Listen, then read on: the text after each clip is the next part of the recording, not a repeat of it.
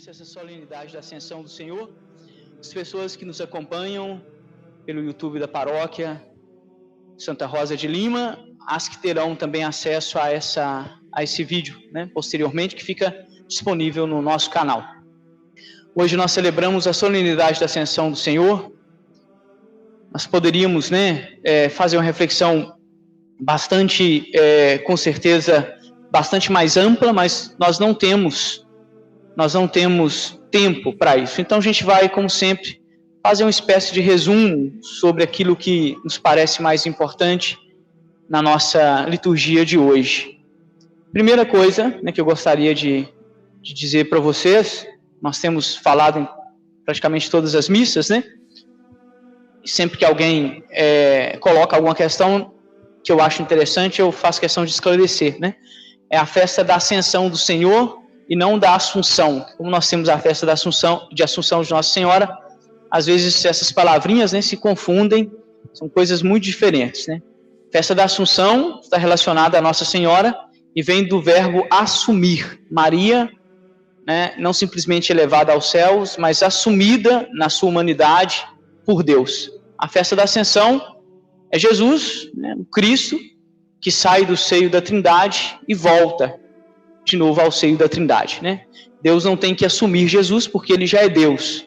Então são duas festas diferentes, só para aí tirar algumas dúvidas, Alguém que me perguntou algum dia sobre isso. Então já fica esclarecido, Festa da Assunção nós celebraremos, também com toda alegria daqui a um tempo.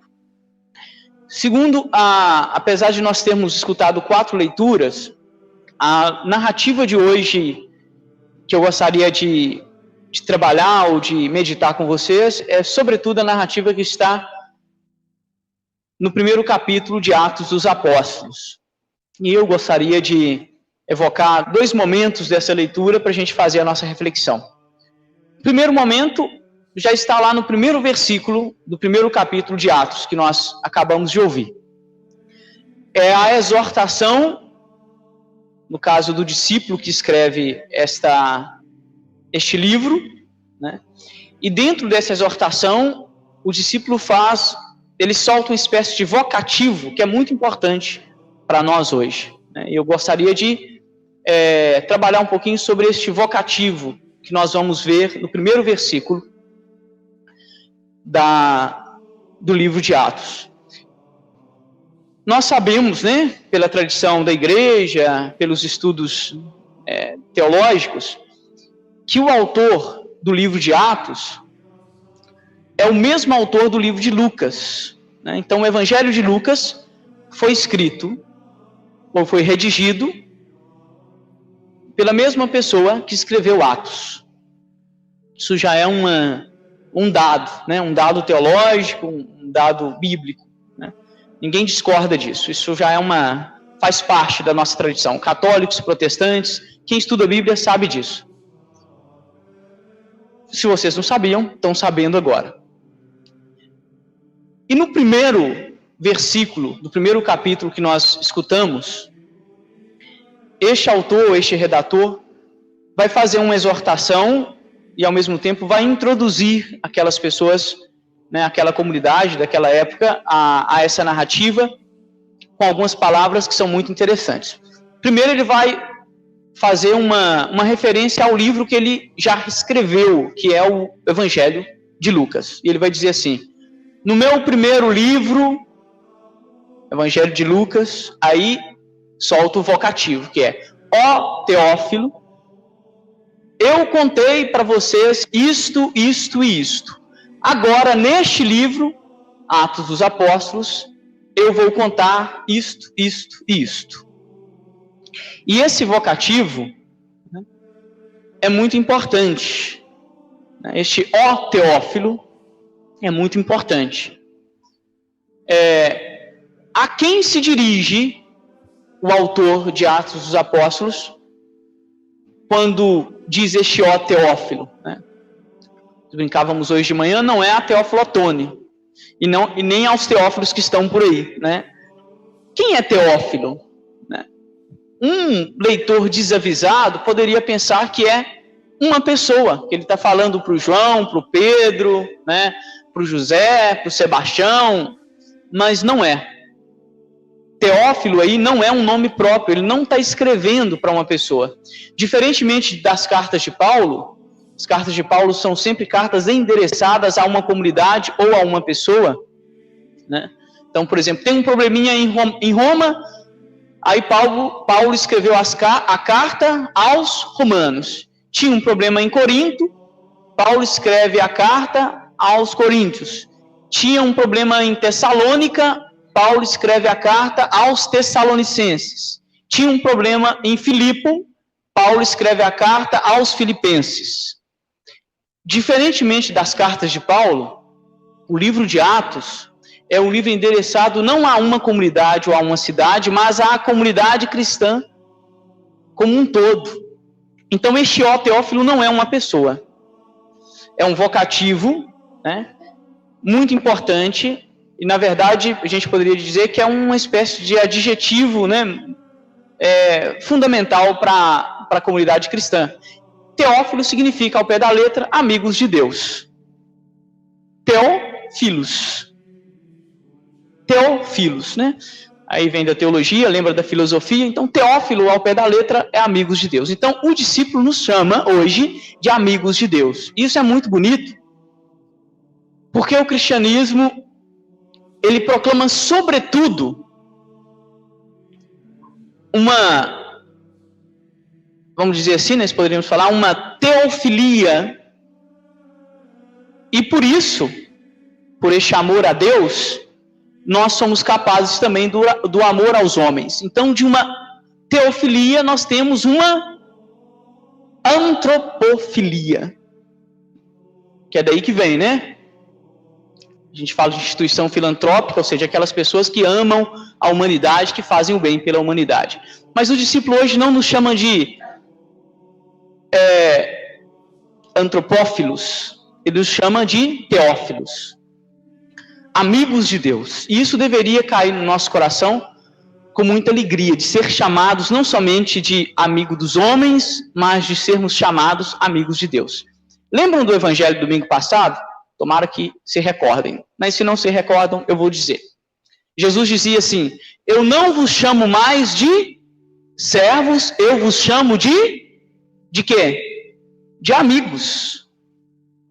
Eu vos chamo de amigos. Então, é um vocativo tão bonito, e a gente precisaria, né, realmente recuperar a dimensão deste Teófilo como uma espécie de dimensão fundamental da nossa relação com Deus. Ele é o nosso Pai, nosso Salvador, mas também é o nosso amigo, e é Jesus que diz: eu vos chamo de amigos, teófilos, né?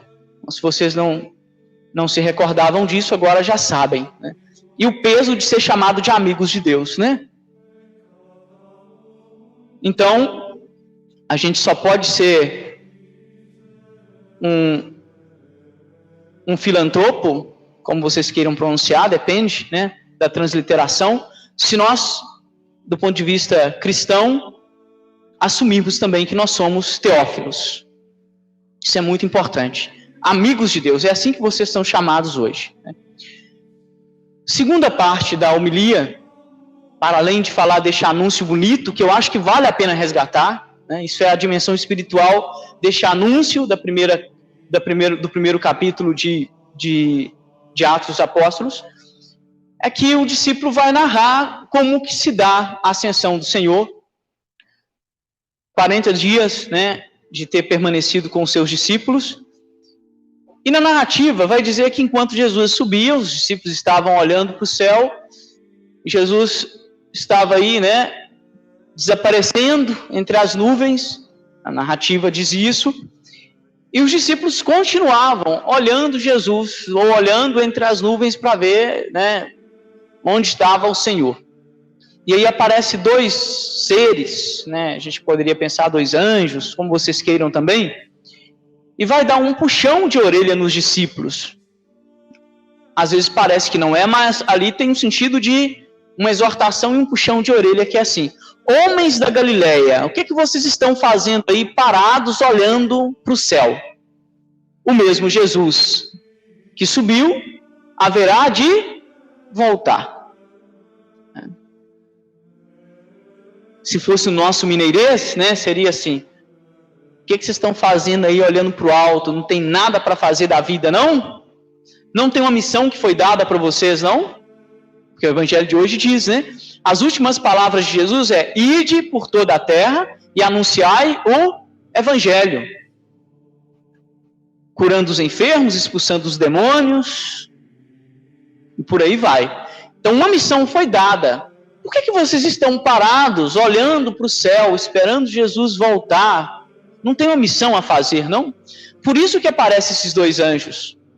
Por isso que o discípulo que narra esse episódio da ascensão faz questão de colocar essa aparição dos dois anjos, porque desde o início, na comunidade cristã, a subida de Jesus também trouxe para nós a dimensão da esperança no que nós chamamos de parousia. O que é isso? Parousia significa a segunda vinda do Senhor Jesus. E a comunidade cristã sempre clamou e esperou essa segunda vinda. Se vocês consultarem na Bíblia de vocês, primeira carta aos Coríntios, capítulo 16, me parece que o versículo 22, finalzinho do versículo 22, vai ter uma palavrinha lá, que é aramaica, mas entrou no texto grego, e entrou no nosso contexto litúrgico. A palavrinha é Maranatá, que dá origem da igreja Maranata, que é vem Senhor ou vinde Senhor. Está lá no capítulo 16, isso mesmo, versículo 22, por aí, da primeira carta de Paulo aos Coríntios. Paulo vai fazer o discurso e termina com essa invocação, Maranatá, vem Senhor. Então, a comunidade cristã sempre esperou a vinda, essa segunda vinda. Só que teve um problema. Tiveram pessoas que ficaram tão fixadas nessa segunda vinda que não queriam fazer nada mais. Só olhando para o alto, contemplando as nuvens, esperando Jesus voltar. Então foi preciso que alguns das comunidades, alguns discípulos das comunidades, chamassem a atenção dessas pessoas. Dizendo, as últimas palavras do mestre é: ide pelo mundo, anunciai a boa nova, curai, né, os doentes, expulsai os demônios. Já que vocês são teófilos, amigos de Deus, sejam também filantropos, né? Ou seja, amigo dos homens. O amor a Deus não se resume numa mera contemplação, mas se resume na ação, na filantropia. Estão notando como que é importante? Por isso que aparece hoje o teófilo. A filantropia, na tradição cristã, ela se fundamenta nessa teofilia, nós poderíamos dizer, né? Porque filhos é o nosso amor próprio dos homens, né? Só Deus é ágape. Nós somos filhos, eros e por aí vai, né? Então é muito importante isso. E por isso diz, o que vocês estão fazendo aí parado? Não tem nada para fazer, não? Para falar com essas pessoas, olha, não adianta ficar de braços cruzados esperando o Senhor voltar. Se você não cumprir a missão. A vida do cristão é sempre, né, joelho no chão e a mão na massa. Né? Não é só contemplação e nem só ação. E é muito bonito quando a gente percebe que essas duas coisas aparecem o tempo todo nas leituras bíblicas do Novo Testamento. Por exemplo, quando Jesus dá um puxão de orelha em Marta. Aí ele está criticando aqueles que só ficam na ação, não é isso? Maria está lá ouvindo Jesus e a Marta está trabalhando. E reclama, manda essa mulher sair do seu pé e me ajudar, tem panela para lavar. E Jesus vai dizer, Marta, Marta, você se preocupa com muitas coisas. Toma cuidado. É uma crítica àqueles que pensam que podem alcançar a salvação simplesmente pela filantropia, pela ação. Que não precisa contemplar, que não precisa conexão com Deus, né? Que não precisa de comunidade. precisa de comunidade para orar, eu mesmo alcanço a salvação com a minha bondade e com a minha força de vontade. Hoje aparece o contrário. Os anjos que chamam a atenção daqueles que esquecem da missão e ficam só olhando para o alto. De vez em quando eu faço uma caridade, dou uma cesta básica aqui, dou uma cesta básica ali, para aliviar a minha consciência, já que a culpa é uma coisa que nos acompanha, né? Jamais nos veremos livres da culpa, o tempo todo ela vai estar conosco, nós sabemos disso, é companheiro de caminho. Então eu dou uma cesta básica, de vez em quando dou até uma esmola, e assim eu alivio a minha consciência, mas não me interessa. A pregação do Evangelho não é, de forma alguma, exclusiva do padre, dos catequistas ou da equipe litúrgica, não. Lá na sua casa, como pai de família, como mãe, você deveria cumprir essa missão de pregar os evangelhos, o evangelho, né, de Jesus, de trazer a cura para aqueles corações que estão feridos. Quando a gente fala de cura na Igreja Católica, muitas pessoas pensam, né, num fenômeno específico, mas a cura ela acontece nas dimensões da nossa vida em várias situações, né? Vocês, eu sei que os que não passaram por isso um dia vão passar, vão sentir o poder de um abraço curativo, um olhar curativo, uma palavra curativa, que traz cura interior. Às vezes não cura do câncer, não cura de outras coisas, mas traz a cura da alma. Né? Como um eu te perdoo traz para a gente um revigoramento de alma, como um olhar caridoso traz para a gente uma paz de espírito. Né? Então a dimensão da cura no Evangelho está aí, dimensão da caridade, da filantropia. Fulano, você me ajuda? Te ajudo, vamos lá. A dimensão curativa das as expulsões dos demônios, que a gente sempre fala. Alguns não gostam de falar muito disso por causa do peso que tem na tradição cristã, a questão dos exorcismos, as misturas, né, com as enfermidades de cunho psicológico, que se mistura muito, o aproveitamento de pessoas que usam o demônio para ganhar dinheiro, porque o demônio é um negócio rentável. Muita gente ficou rica, não em nome de Deus, mas em nome do demônio, né? Gente, isso é um olhar fenomenológico, é só olhar, não é isso? Quer atrair fiel, fala de exorcismo que vai vir um montão aqui para expulsar os demônios, né? E que às vezes não tem nada a ver com o demônio, né? Tem a ver com imaturidade afetiva, tem a ver com falta de conhecimento, tem a ver com tanta coisa. Até a expulsão dos demônios que hoje o Evangelho nos coloca, em nome de Jesus nós temos poder, né, de expulsar os demônios, precisa ser interpretada neste contexto da esperança, né, da parousia. Né? Como que nós podemos fazer tudo isso em nome do Senhor? Né? Através da oração, através da ação. Não é só ficar olhando para o alto, esperando o Senhor voltar e tudo será resolvido. Vamos ficar com essas palavras, né? Pedir ao Senhor que possa ir nos concedendo aí a sua paz e a sua misericórdia, né? Recordar, termina a homilia, né? Pedindo que vocês recordem, indo para casa ou quando vocês chegarem durante a semana, o que significa na sua vida ser chamado de Teófilo. O que significa isso para você? Né? O que significa na sua vida ser chamado de Teófilo, de amigo de Deus? Você na sua vida tem assumido essa amizade com Deus? O primeiro requisito para uma amizade fluir é qual? Tem vários primeiros requisitos, né? Mas vamos falar assim, dos primeiros. Comunicação, não é verdade? Você se comunica com o seu amigo todo dia? Já que você é chamado de amigo de Deus, né? Como é que está a comunicação com este amigo? Né? Você se comunica